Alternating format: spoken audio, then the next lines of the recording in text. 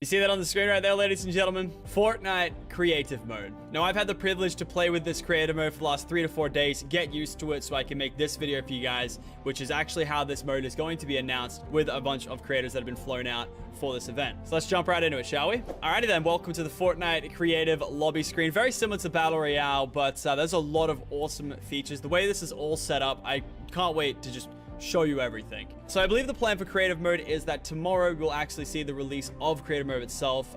We actually get a exclusive sneak peek with this video here to see everything that's in it. And of course, a big thank you to Epic Games for, you know, flying us out and showing this awesome stuff. The team behind it have done an amazing job. I got to meet all of the devs that worked on it, all amazing people. And I really think this is going to be just as successful, if not more, than Battle Royale itself. Very exciting stuff. Let's get into it, shall we? So first things first, when you hit up play, it's going to come up with an option to join other friend servers. I'm obviously just going to go ahead and create a new one for you guys to show today. And you can change the settings as well, so friends of friends can also join my own server right now. So welcome to the Fortnite creative lobby. This is where you start off every individual time you load up Fortnite creative. We put here in this lobby. So as you can see from a glance, we've got a bunch of rocks around us with some rifts in them. Of course, the one over there, the gold rift, that's going to be my server. And I believe the plan for these featured ones at the front are for maps that are trendy, have a certain game mode. Just, you know, think Minecraft, but Fortnite. Awesome maps. But currently right now there is nothing featured in either of those, so we're going to go over to my island. So as you approach your own rift, you're greeted with an interact option. Essentially, you can choose one of 4 islands. They're like 4 different saves, I guess you can kind of say, that you can have tied to your account at any time. Today, we're going to be playing on Island 2. And just like that, ladies and gentlemen, welcome to my Fortnite creative server.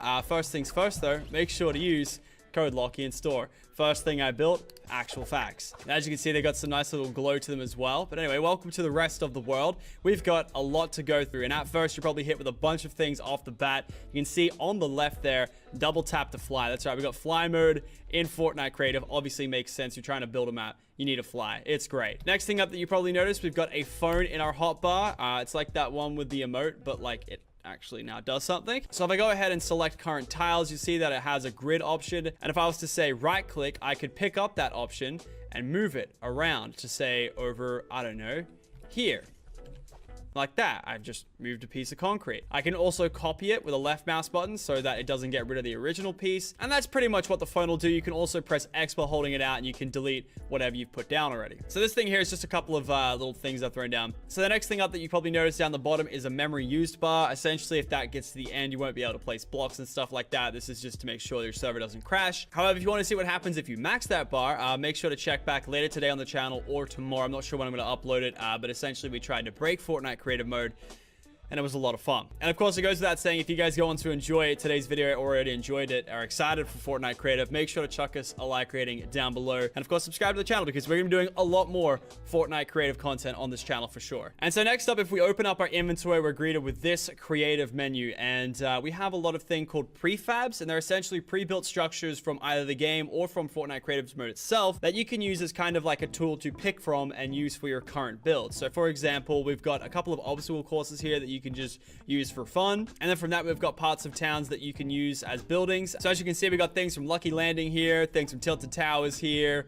Can I get a F in the chat for my factories out there, boys? That's right, there's factories in here. We got the club from yonder. We got, you know, the modern houses, all the stuff from Pleasant Park, stuff like that, retail row, the shops. And as we scroll down the list, we move over to some prop items. So things from the game that, you know, you can destroy for mats and stuff like that. Trees, for example, signs, cars, all that kind of stuff. And then we've got this here, which is actually new to creative. It's a cube gallery, and essentially it's just a bunch of blocks that have different colors, and some have effects. You saw it on my code Loki sign just before. And yeah, just to give you a quick scroll through of every option available, what you can take, and I'm going to show you just exactly how these things work in just a second. All right, so let's say we want to get some of these cubes out, we want to get some of these trees out. We equip both of them, and it adds it to our inventory. Oh, the sun's going down. So after it puts it into your inventory, you can select it with your keybind, and it will pull out a portafort. Oh wow, I wonder where we had that from. Yeah, so think of those mini game portaforts that we had in Playground right now. Essentially, every prefab is represented with a portafort, and you throw it, and it gives you a little preview of what you're going to throw, or at least the dimensions of what it's going to throw. And then that's what we've got, a little cube selecting thing. Now at the current time, we've got 2 animated cubes, a light cube, 3 light cubes actually, some base colors to work with, and some reflective colors. That's kind of cool, actually. I didn't notice that. Now, these cubes are interesting because they are technically a prop. They don't apply to the normal kind of rules that other builds apply to. Like, say, for stairs, for example, it's very 1x1. It has to fit in that 1x1.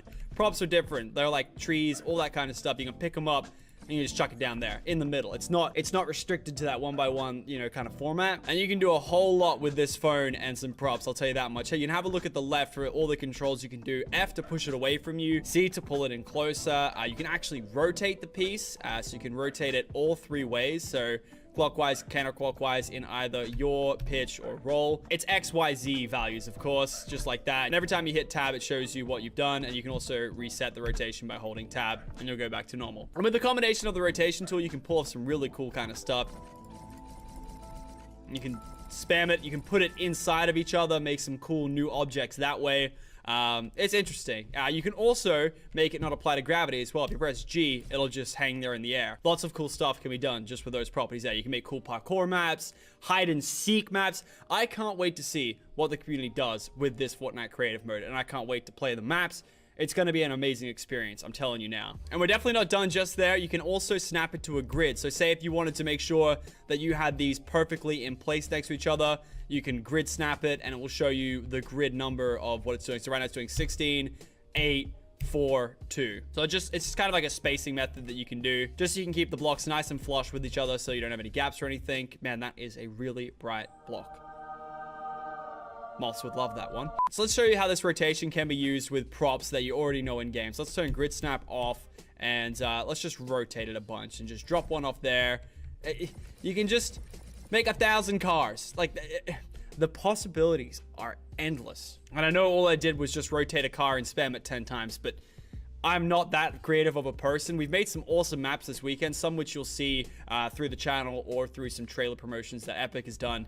We had a sick time here at the HQ making some maps. We spent about 8 hours each day making maps for about 4 days. Probably some of the most fun I've had playing Fortnite this year. So Fortnite Creative, of course, we got a few more traps than the regular game mode. We've got a lot of things you would have seen in the Playground feature as well. The first thing first is a respawn pad. You would have seen that in Playground already. Essentially, if you walk over it, it becomes a spawn pad, and you can customize it with options. Pretty much when you go to start a game mode, you have some team options here, and you can do a bunch of stuff with it. It's pretty cool. And so if I'm to respawn right now, I will always respawn right here at my respawn pad. So next up, we got some spawning pads for vehicles. So this is a shopping cart spawn pad, and this is a quad crasher spawn card.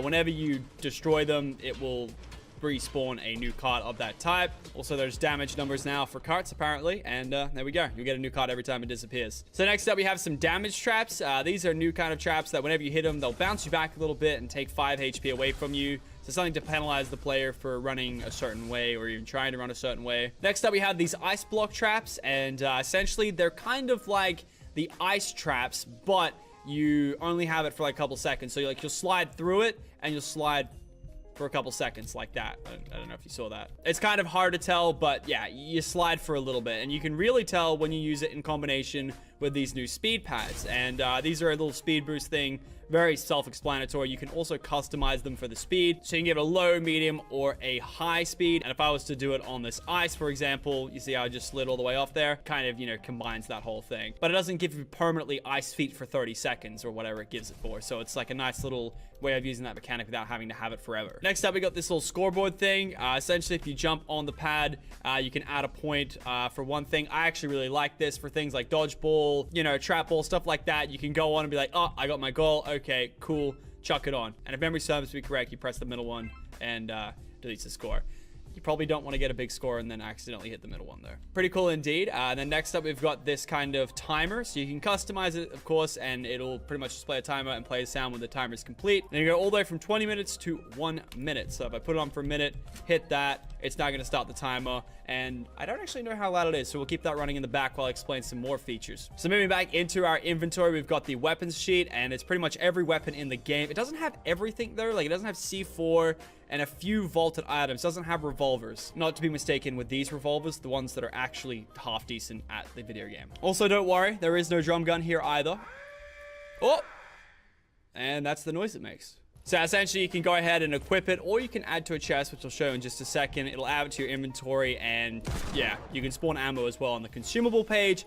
All types of ammo, all types of grenades, all that cool stuff you see on screen.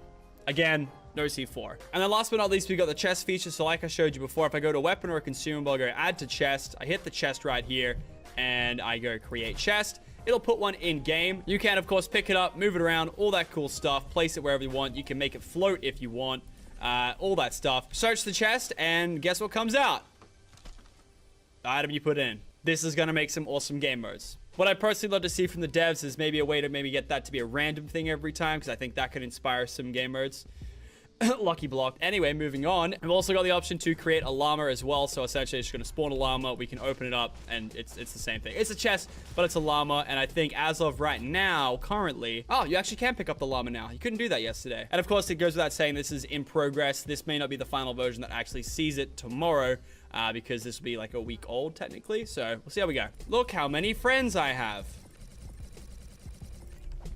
I have a lot of friends. If you make your way over to this part of the island, it's essentially just a rift to get back to the hub. Also, importantly, you've got your escape menu, which has your island settings. So these are things that you can set game modes, teams, time limits, spawn locations, all that stuff. So you can have people spawn from the sky, their team pads, their spawn pads, all that stuff. Free-for-all, deathmatch, free play, game mode options for now, teams, and the time limit that it can go for. Up to a 20, a maximum of no time limit, and then 1 minute start. And so I've just hit start the mini game, and it's going to reset everyone and put them somewhere in the map, wherever I selected the sky, just mainly so I could show off my code one more time. Don't forget that's code Lockie in the item stop. Did I say stop? Because I meant shop. And so because the game mode started, it's cleared my access to play creative, I guess you could say, and I have to wait until the 20 seconds is up. This is when you'd, like, you know, do your game mode, and then when the time's up, it'll reset it, save your world, reset any damage done to your world. Like, for instance, if I was to go ahead, completely destroy these llamas here, these innocent llamas who definitely didn't deserve that, they'll come back in 4 seconds. There we go, because I think it was a death match. It shows eliminations, deaths, all that kind of stuff. That's my name at the top left. It's like a dev build account. And then it fully resets the island and puts it back to the state before the minigame was started. So for example, a game mode I made the other day was one where we shot the start and we had to try and outrun the platforms that were disappearing. And this allowed us to, you know, reset, make some cool mechanics, and have like a really cool race. And that's just an example of how you can really use creative mode to make some game modes you really couldn't before. I mean, you couldn't Playground, but you'd have to spend so many hours building it because you can only play it once and then you're done. And then also in your island settings, you've got things like health settings, stuff you've seen in Playground mode before, options for the teams and such. So one of the new ones is pickaxe building damage. I can turn it on for instant, and essentially what will happen is anything I touch will disappear if it can be touched. So these llamas, goodbye. Cool. I don't know. Once again, I think that can open up a little bit of opportunities there. And I think that's what the developer's shooting for, is to allow as many possible creations, game modes, whatever, to be made. And I think they've done a pretty good job at it. And so you can even put down, but not out options, stuff like that. And then island tools as well. So you can give permissions for players to actually edit. You can say, all right, only I can edit it, or, you know, people that join, they can edit it as well. Be careful with this, because I can already see people doing like griefing Fortnite server videos like they did for Minecraft, and yeah, it's gonna be pretty memes. And then also you've got this option here to reset your island completely, and that will just obviously wipe the whole island and leave like the base island there. Which, say goodbye to our code Locky, because he's no longer going to be here anymore. I'm going to show you what that looks like just now. Reset island. Goodbye, code Locky. It's going to just wipe the whole thing. And you can see what it looks like when you first log into a world. And this is it. This is what it looks like. Just a barren island with a few trees and rocks, and for some reason a shack. I don't really know why there's a shack there, but there's a shack there. So last but not least, before we end this off right here, I want to show you one of the obstacle courses they have. You would have seen them if you've played playground mode, but the resources they've used to make the assets look way better, and a lot of these are really good for making maps as well. A lot of people like to use, I think, this prefab, which has all of the base kind of, you know, construction pieces used. So yeah, a lot of people would take pieces from this and use it in their build. They look nice. And so here's an example of one of the obstacle courses, which I guess you need to jump when you do it. Yeah, you need to jump when you do it, otherwise it doesn't work. Damn. And that's a... got it, and done. Yo, I ain't here for the money, I ain't here for the fame. Though it might be nice to own a jet plane, I'ma do it all for you. Come